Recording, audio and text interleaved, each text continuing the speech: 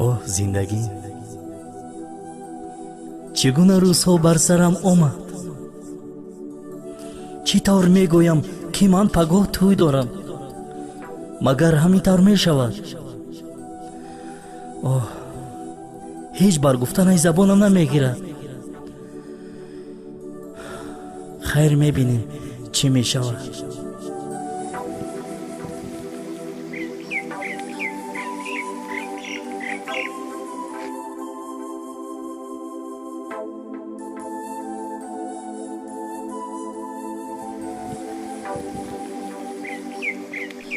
تو میدونی عزیزم تو چی اندازه تو رو دوست میدارم. 4 سال پیش با یک نگاهت مرا بر خود عاشق کردی. با تو خوشبختم جان شیرین. راست میگویی، عشق من و تو 4 سال بوده است. چی؟ نفهمیدم. شوخی میکنی؟ نه، میگویم که این روز آخران است که دیداری همدیگر را میبینیم. چرا میگویم بر تو؟ مگر همین است مردی تو؟ سالها تو را دوست داشتم. آرزو میکردم که با تو هم نفس باشم. لیک چه علاج، دیگر چاره ندارم. عزیزم مرا ببخش، من پگاه توی دارم. چرا؟ برای چی؟ من چی گناه کردم؟ چرا؟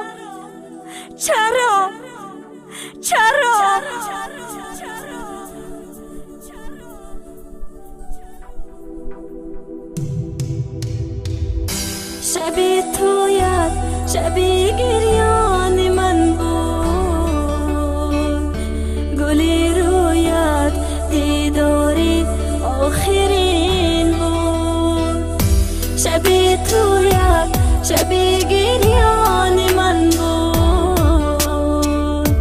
گلی رویت دیداری آخرین بود. تو را یاد میکنم در نیم راهی.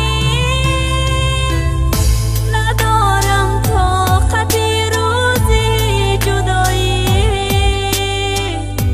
تو را یاد میکنم در نیم راهی. ندارم طاقت روزی جدایی. رحمی نداری با عشق من. میشوف تو خوشبخت عزیزی من. رحمی نداری با عشق من. میشوف تو خوشبخت عزیزی من. گناهم چیست بگو بر من. فقیرم من. گناهم چیست بگو بر من. فقیرم من. منو ثروت ندارم من.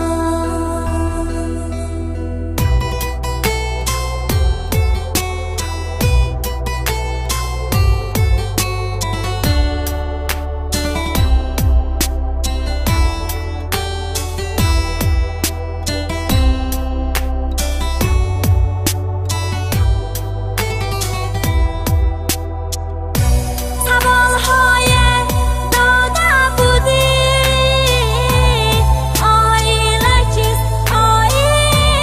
چیست؟ نمیدانم گفته بودم. بگو بر من جدایی چیست؟ همین از دوست داریت. همین از دوست داریت. برفتی تو این عشقم را شکستی تو. رفتی تو برفتی تو این قلبم رو شکستی